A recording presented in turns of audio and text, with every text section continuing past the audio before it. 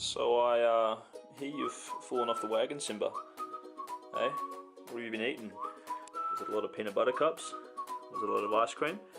You look guilty. So what are you going to do to get back on the wagon, hey? You keen to learn, boy? You're so cute.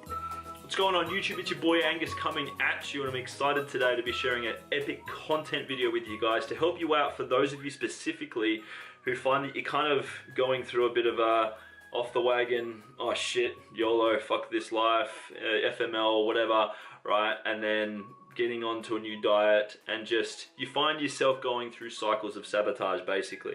So I've titled this video, Welcome Back to the Wagon. So in other words, what I see in terms of typical scenario for men and women with the stuff that they go through in terms of falling off the wagon, getting back on the wagon, and the cycles that they create for themselves, especially dialed in around food, because I find this is one of the biggest culprits that stuff people up, that basically fuck up their progress, that kind of, you know, derail them and stuff like that, and cause things like demotivation and all that sort of negative stuff, right? So what I'm actually going to be doing today is something for you pretty special, which is actually drawing on my iPad and going into some really nice depth for you guys today, which is normally something I only do for my alpha coaching clients in terms of educating them and making sure that they can master fat loss effectively while they're going about their programming in terms of nutrition and training and personal development and stuff like that. So I really want to add some value to my loyal subscribers and to help you out in your journey, and I hope that this makes things a little bit easier for you. So let's get stuck into it. So get excited, welcome to my lovely iPad. So what we're going to be going through just now is, I guess, the cycle that I tend to see. So it all starts off with old mate restriction, and basically the flow that I tend to see is that it goes like this, and what we're going to be doing is breaking this down together shortly. Oh, whoops, guilty, and then ashamed, and then over here, or we could put depressed and things like that, and then it goes over to here.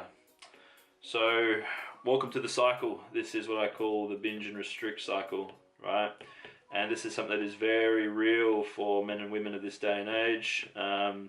It's something ridiculous, like 1 in 4 kids is obese, you know what I mean? Like at the moment in Australia, and I think it's like almost 2 out of 3 or 4 adults are also obese or struggling with their health. Now, what I'm typically finding is that when it comes to restriction, right, this basically refers to you know, like cutting out carbs. It refers to you know, some sort of diet. It refers to basically just going without in favor of trying to drop body fat quickly, right?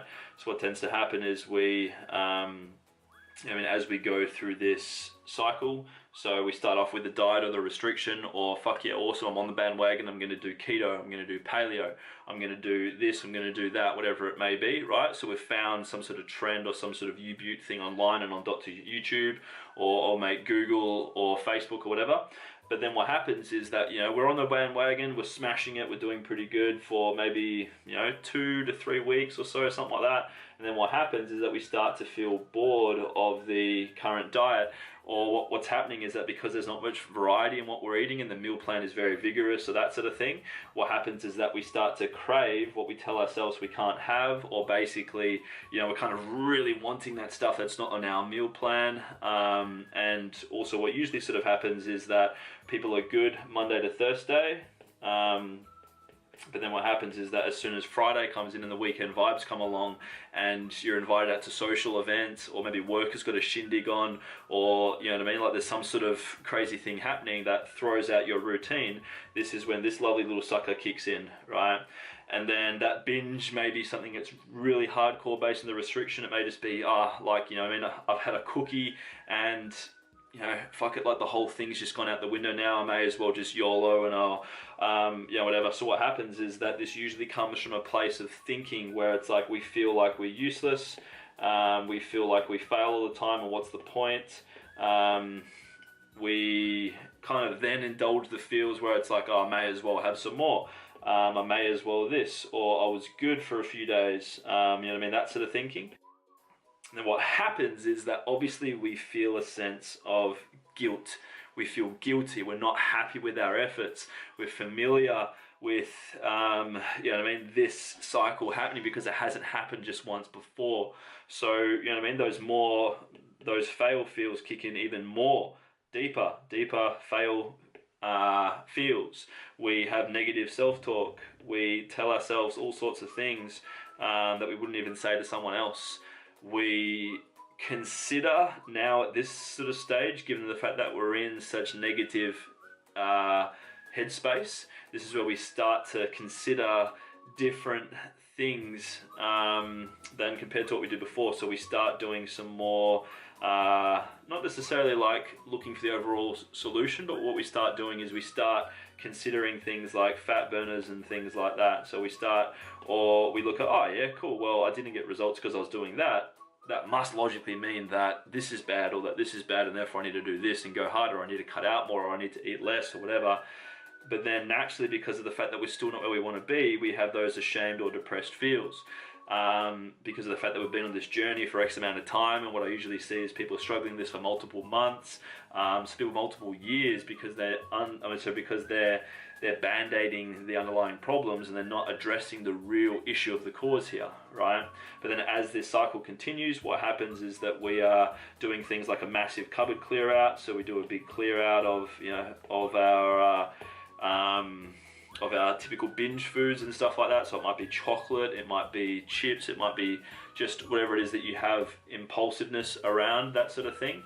But then what we do is that because we are now still feeling more like shit and we're off the bandwagon and we're keen to get back on it, what we do here is we look for a new diet or a new way of doing things to be able to create the fat loss that we want. And then what happens is, because we're still in the same level of thinking and basically repeating the same stuff, which is restriction, and then because we've got that much deprivation, we're craving all the stuff we can't have, this cycle kicks off again. So basically what I want to do is I want to help you out in a specific area, which is sort of like this bit right here, right?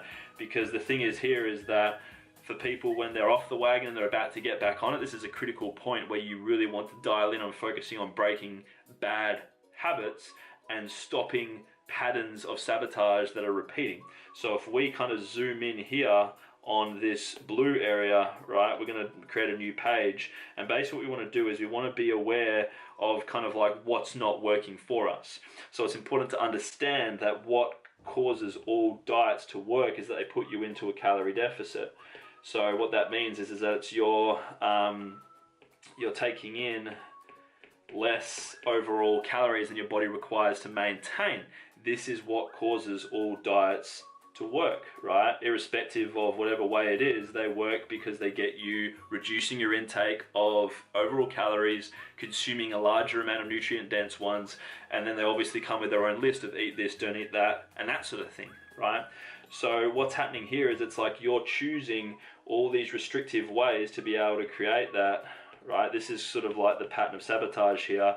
So what we really need to dial in on here, this is something that I get my clients to specifically do, is we want to become aware as to, first and foremost, how much overall food volume and quantity and stuff like that that your body actually needs. And you will often find, so we'll put here quantity of calories, and what you'll often find is that the calories that you actually require for fat loss is quite a lot higher than what you actually thought necessary. Because what you need to understand is that fat loss, what you're basically looking to do is to change your body composition, how much fat is surrounding your muscle. Whereas for weight loss, what happens is that you lose control over what weight you're dropping. And typically what happens for people is that they're losing a large amount of muscle and water tissue, and they're actually keeping body fat, which is what causes them to be skinny fat. So in this sense here, what we're looking to do to be able to ensure that you stay on the wagon is that we basically ensure that you have as much variety and enjoyment as possible to ensure that basically adherence, right, equals adherence. Because then if you can be creating a boss sort of like level of adherence, well then consistency becomes easy and you'll get the results that you're looking for. Because what your body cares about most, well, it's kind of like Overall calories will control how you look in terms of your body composition. Micronutrients, vitamins, and minerals will take care of how you feel. So what that basically, in essence, means is that basic meal plans and diets and stuff like that, they put you into a rigorous calorie deficit, or rigorous or too aggressive.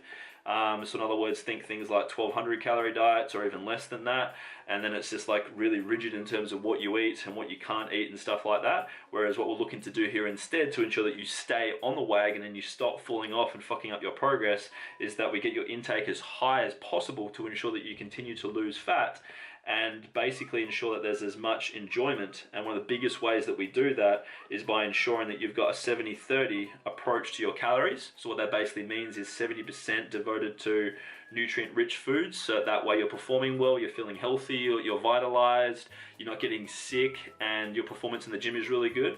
And then 30% dedicated to the stuff that you typically would YOLO on when you have your binge and restrict cycles.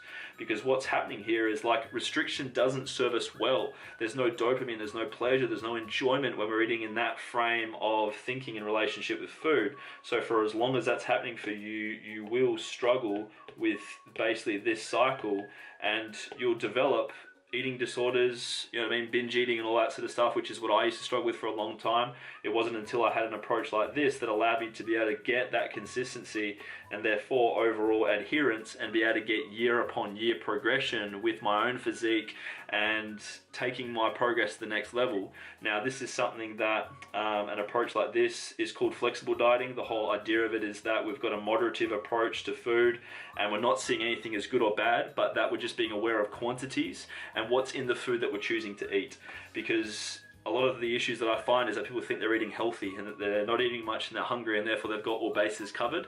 But if you look at that as a whole, well, if that was good enough, well then why isn't Australia or the world as a whole's health getting better? We're going backwards, and that's because this sort of stuff isn't taught. So I encourage you to, if you're going through these cycles of off the wagon, on the wagon and stuff like that, well then ensure that you're kind of assessing what's causing all these off the wagon scenarios. I'd bet my bag of peanut butter cups or my bag of peanut butter M&Ms that why that is happening is because you're not enjoying your relationship with food, and that's why you keep having this falling off the wagon scenario. Look at Simba, he's so keen for the M&Ms. So that's essentially what I wanted to cover in this video, and I really hope that this has helped you to gain some insight into what causes these off the wagon scenarios, and what I believe to be one of the best ways to be able to ensure that you can get back on the wagon and stay on the wagon. So if you feel that you've got some more questions around this sort of thing, drop a comment below. I'd love to give you some more insight and help you out on your journey. Or if you feel that you're aligned to this way of doing things, and you want to know some more information to see if my coaching could potentially help you out, well then mate, fucking awesome. What I'd love for you to do is just to click below in one of the links below in my social comment section or whatever, and you can get amongst a Dream Body Breakthrough call or an alpha call with me, just one-to-one, and we'll dial in on why you're not getting the results that you want, assess the underlying problems, and develop the best, most sustainable plan to be able to get you from A to B, and kind of gauge whether my coaching could be a good match for you to help you solve that. But either way, aside from all that coaching stuff and whatever, I hope you've gained some value from watching this video. Please make sure you give it a like and comment below, or share it with someone who you think could benefit from it. And make sure that, hey, if you're new to the channel, what I'd love for you to do is just to make sure you press subscribe. Make sure that you're in amongst the action with all that I post over the coming weeks. You'll absolutely love it in terms of being here and my content. And yeah, big love. Thanks so much for watching. Have an awesome rest of your week.